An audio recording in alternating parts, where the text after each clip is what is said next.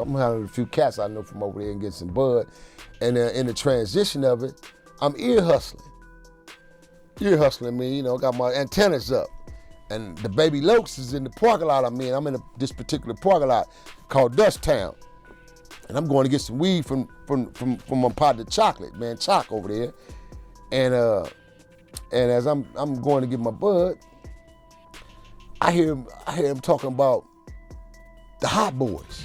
Like I said, I'm in the Jordan Downs, and I'm chilling, and I'm ear hustling, and I hear them talking about the hot boys. And their integral conversation was an integral plot. Oh, we finna go get them fools, Lo. So immediately I'm like, okay. Let me go play savior, get me some money right quick. You know what I'm saying? Because it's the name of the game. Watts, Los Angeles, late 90s.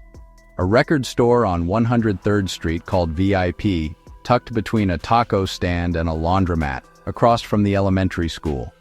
3 Mexican bodyguards, 2 teenage boys with fresh cuts, and a 15-year-old from New Orleans with short twists standing in the middle of it doing a record signing like he already owns the coast. Lil Wayne, BG, Turk, the hot boys in enemy territory, and they do not even know it yet. Because a few blocks over in the Jordan Downs projects, grown men are already having a conversation. Are we finna go get them fools? A bounty hunter blood named Big Nino, bounty hunter BJ, hears that plot forming, drives to the record store, walks straight up to the young New Orleans kid, and gives him a heads up that saves the whole crew. Fires them into a van, gets them up out of there before the block moves. That is the first time Los Angeles reaches out and touches Dwayne Michael Carter Jr., not with a red rag, with a warning that he was about to get hurt in a city he had no business standing in unprotected. Signing and do an appearance. That's why they were there. It was three Mexican bodyguards, Lil Wayne, BG, Turk. When I walked in, I walked straight in. I looked right at Lil Wayne. Not knowing who he was at the time though. Look right at the little dude, little youngster with some dreadlocks. I mean, not dreadlocks, little short haircut, short, looked like a little kid. I looked at him. Looked at the other one. Boom. So I walked straight up and said, hey homie, who y'all road manager or your manager? Dude turned around and pointed at the roadie. I told him, hey homie, check this out. Walked up to him, introduced myself to him. I said, homie, I'm Big Nino, Cappuccino, CEO, Paper Chase Entertainment. You know what I'm saying? I'm from Nixon Garden Bonnie Hunters, homie. I said, look here, homie. I said, I'm doing you dudes a favor, man, by giving you a heads up, but y'all gotta get up out this situation, bro. Some shit finna go down right now at this store. You feel me? Dude shook my hand, gave me a number, told me to contact him, had me 5 racks, threw them in the van, got him up out of there. Fast forward 20 years and the internet is at war over one question. Is Lil Wayne a real blood, MOBPiru, blood gang blood, or a cash money millionaire from Hollygrove who put on a color he never bled for? This season is the case file on that question. Episode 1 is not the verdict. Episode 1 is the origin. How a Southern superstar with no LA gang childhood ended up flagging one of the most talked about blood sets in rap. If you're new to the vault, subscribe right now. Drop in the comments whether you think a man can become gang after he already got rich, or whether the streets is something you inherit before the money ever shows up. We the Mob reading everyone. Start with the fact that breaks the whole story open. Lil Wayne is not from Los Angeles, not from Compton, not from Inglewood, not from any Piru or Blood neighborhood. He is Hollygrove, New Orleans, 17th Ward, Cash Money. A prodigy who signed to Birdman as a child and became the most gifted rapper of his generation off Southern soil that had nothing to do with California gang politics. Episode geometry matters here. Everything that raised Wayne was New Orleans. Bounce, Magnolia and Calliope war weather, Cash Money versus No Limit. The Tank and the Stunna. His street education, if he got one, was uptown, not out west. So when the world later sees him in all red, screaming Moby, throwing up Piru, the honest question is not disrespectful. It is geographic. How does a man with 0 LA roots, 0 Compton childhood, 0 Piru bloodline become affiliated with a set thousands of miles from the city that made him? That is not a gotcha. That is the actual mystery. And the answer is not a diss. The answer is a relationship. Every real account of how Wayne got blood affiliated runs through one name, Mack 10. Mack 10 is Inglewood, who bangin'. West Coast money, West Coast credibility, and real blood ties that predate any rap check. In the 2000s, Mack 10 and Cash Money get into business together. Birdman and Mack move money. And through that door, Wayne, still young, still moldable, gets pulled into a West Coast world Cash Money never came from. Bounty Hunter BJ says it flat out on camera. When Mack 10 went down there and signed on and put the flame in it, that is the turn. In his words, if the Hot Boys had linked with the right people early, they would have been great streets. They would have been claiming certain sets, because that is how Los Angeles works. You come out here, you attach to a person, and the person attaches you to the map. BJ even lays out the alternate timeline. If Wayne had first connected in the Jordan Downs, he would have come up a Grape Street Crip, not a Blood at all. The color was never destiny. The color was whoever caught him first. I think he said somewhere he was like wearing a purple rag or... Well, see, during this time that's why they were over there. See, during this time, it wasn't no shit. I made this statement about if Lil Wayne and the Hot Boys and them wouldn't have met the homie Mack, if Mack 10 would have went down there and signed on to them, man, and put the flame in that shit, man, them dudes would have been great streets. I stand on that, and I say it, and I stand on it. They would have been great streets. Feel me? Because the great streets had already had them. The Jordan Downs already had it. When they first came out, that Drop It Like a Hot, I believe it's that Drop It Like a Hot record, where they dancing and Drop It Like a Hot. When they first came out with that record, they was promoting it.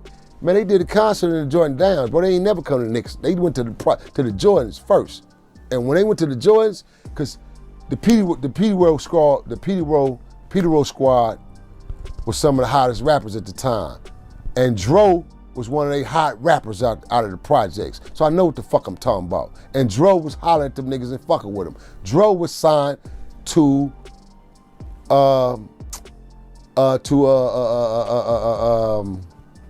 Russell Simmons at the time. Dro had just signed the deal with Russell Simmons doing all this Hot Boy situation. So this is why they was collaborating, they was over there dealing with him, bro. So I know for a fact.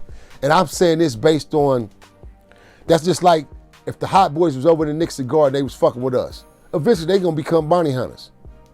They gonna be claiming the Nixon. Even though they rappers, they gonna be claiming what is Rain claiming right now? Piru, right? So they were gonna be claiming the Nickerson. So if they would have been over there still fucking with them, they would have been claiming great streets, bruh. Straight up. I stand on that. I don't bite my tongue for nobody with that shit. It's the truth. They was flying purple rags and wearing purple colors at first. In their first video, go to their first video, damn it. If you don't believe me, go to their video and see it for yourself. You'll see them with purple. Mack 10 caught him for the red side. That is the whole engine of this episode. Wayne did not walk into a blood neighborhood as a child. A blood businessman walked into Cash Money as a partner, and the affiliation traveled through the friendship. Glasses Malone gives the deepest read on the psychology of it, and it is not what the internet expects. Malone flips the question. People ask how a successful man like Wayne or Soulja Boy gets to LA and becomes part of a set when he already has everything to lose. Malone says the pull is not fear. The pull is love, respect, and a contagious soul. He talks about a man from the MOB named Terminator, Turn, somebody from his own building. Malone says Turn was one of the people who made gangbanging look fun, easy, smooth, good. A contagious soul. You see him and you want to be part of what he is doing. That is how the lifestyle recruits, not with a gun to your head, with a magnetism you want to stand next to. That is the missing piece for outsiders. They think gang means only violence and obligation. Malone says at a certain level it is tribal. It is belonging. It is respect you can feel in a room. When a superstar walks into that and feels genuine love and genuine brotherhood, the color starts to mean family, not just war. Now Malone is careful. He also says if it was him, he would think a man of Wayne's success has something better to do. But he does not deny the pull is real. That tension, real love versus what do you have to prove, is the exact argument that becomes episode 2. Subscribe in the middle if you locked. Comment whether you think it was real brotherhood or a rich man buying into a tribe. I want the honest ballot. There is the detail that complicates the clean blood story, and I am not going to hide it just because it muddies the narrative. Go watch the first video. Wayne and them are flying purple rags, wearing purple in Jordan Downs and Nickerson Garden circles. Purple in Los Angeles is Grape Street, Watts Crips territory. Not blood, not Piru. The opposite side. Whoever had them first would have claimed them. The Hot Boys were around Grape Street early. If that connection had stuck, Wayne would be a Crip today. Purple, not red. And the internet would be asking the exact same credibility question from the other color. Sit with what that means. The affiliation was not a bloodline, it was a coin flip decided by who was in the room during the come-up. Purple first through the Jordan Downs Connect, then red later through the Mack 10 Connect. The set was never written into Wayne at birth. It got assigned by proximity and business. That is the part that makes this a real case file and not a highlight reel. The origin of Wayne's blood affiliation is not a war story. It is a series of relationships, any one of which could have flagged him a different color entirely. Bounty Hunter BJ does not stop at the timeline. He turns it into a philosophy, and it is the heart of why this whole debate refuses to die. BJ says it plain. Dudes in these streets are begging to get out. They got no money, no dime. They just wish they had enough to leave and they cannot. Then you got a man who is fortunate enough to make it to the top, a self-made millionaire, worth millions, and he wants to claim a set he is not from. To BJ, that is backwards. That is a curse. The people trapped in it would trade everything to escape, and the man who escaped wants to wear it like jewelry. That is the moral weight under the funny internet arguments. For a man in Nickerson Gardens with nothing, the set is a life sentence he did not choose.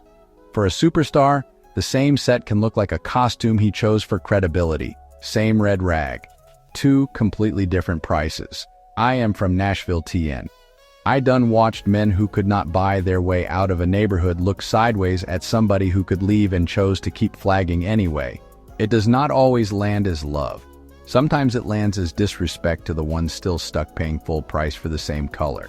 That is the tension Wayne lives inside. Whether his affiliation is beautiful Brotherhood or offensive cosplay depends entirely on who you ask and how much the color cost them. Wayne never hid it. That is important for the defense side of this file. He rapped it. He said it in interviews. He wore it loud. All red everything. Mob. Blood references stacked across a decade of music.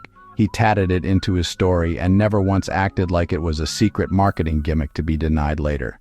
Whatever you believe about how it started, Wayne committed to it in public in a way a pure opportunist usually does not. And he did it while being one of the biggest artists on the planet, which is exactly why it draws fire. A regular member flags quietly and survives. A global superstar flags into a microphone, and every OG in every set gets a vote on whether he earned it. So the origin lands on a split screen. On one side, a genuine years-long affiliation that ran through real West Coast relationships with Mack 10 and real Brotherhood energy glasses. Malone describes as contagious. On the other side, a New Orleans millionaire flagging a Los Angeles color he was never born into, in front of men who would give their lives to escape it. Episode 1 is not here to convict. Episode 1 proves the affiliation is real in the sense that it actually happened, through real people, with real receipts. Whether real happened is the same as real earned, that is episode 2. Run it back clean, no cosign, no hit piece. Lil Wayne is a Hollygrove product with no LA gang childhood. His blood affiliation did not come from birth or from a Compton block. It came through Cash Money's business relationship with Mack 10, a real Inglewood blood, who put the flame in it. Before that, the earliest Hot Boys footage shows purple rags and Grape Street proximity, meaning Wayne could just as easily have ended up a Crip if a different connection had caught him first. Glasses. Malone explains the pull as tribal love and contagious brotherhood, not fear. Bounty Hunter BJ explains the backlash as moral, a man who escaped the streets flagging a color that others cannot afford to escape. Both things are true at once. The affiliation is real. The controversy is also real. So episode 1 convicts this. Wayne's blood ties are not invented. They have a paper trail through Mack 10, through West Coast relationships, through a decade of Wayne himself repping it out loud. What episode 1 cannot settle is the only question the streets actually argue about, not did it happen, but did he ever earn it? That question has a name attached to it, and that name is Nipsey Hussle. Here is what episode 1 leaves on the table. A 15-year-old from New Orleans stood in a Watts record store surrounded by people plotting on him and did not even know his life was in another man's hands.